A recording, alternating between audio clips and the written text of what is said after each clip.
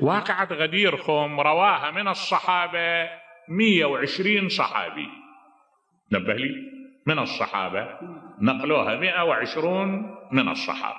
طيب من التابعين كمية كبيرة، من العلماء وصل الأمر إلى درجة أن الطبري المؤرخ صاحب كتاب التأريخ وصاحب كتاب التفسير محمد بن جرير الطبري ألف كتاب جزئين في طرق هذا الحديث، حديث من كنت مولاه فعلي مولاه، كتاب مجلدين بالطرق. يعني ايش قد رواته؟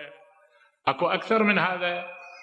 رواية تروى، واحد يقول انا مريت بسوق الصحافين ببغداد، شفت لي واحد شايل بيده كتاب مكتوب عليه المجلد 29 من طرق حديث الغدير، المجلد 29 29 مجلد تنقل وتروي حديث الغدير. طيب هذا هالحديث اللي أخذ هالأهمية الضخمة، رسول الله حصر المسلمين بغدير 120,000 تحت منبره، الدنيا حارة، الظهر، الوقت يلتهب، جمع الصحابة، اضطروا الصحابة، كان واحد من عندهم ياخذ رداءه يحط نص منه تحت رجليه ونص على راسه يتقي به حرارة الشمس. كل هذا سواه رسول الله صلى الله عليه وآله، ووقف قال ألست أولى بالمؤمنين من أنفسهم؟ قالوا بلى، قال اللهم اشهد وأنت يا جبرائيل فاشهد، إلى آخر الموقف. ثم قال من كنت مولاه فهذا علي مولاه، الرواية المعروفة. زين، يجي واحد ينقل هاي الرواية، ينقلها ما يضمها، يبينها، لكن بيش يفسرها؟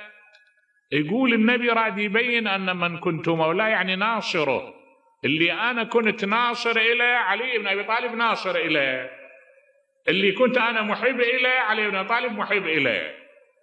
أرجوك هالموقف البارد هذا، يعني وهالأعصاب الباردة، أنت تضحك على عقول الناس. النبي جامع له 120,000 وحاطهم بهالحر وبهالصورة وانقلتها للرواية كأنه ثخنة عليه. شلون ينقل الرواية؟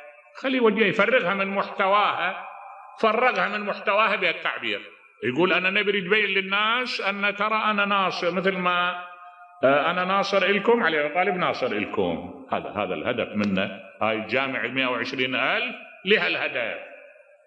طيب هذا كلام ما يقبل، هذا كلام ما يقر عاقل ولا يقر واحد يحترم عقله.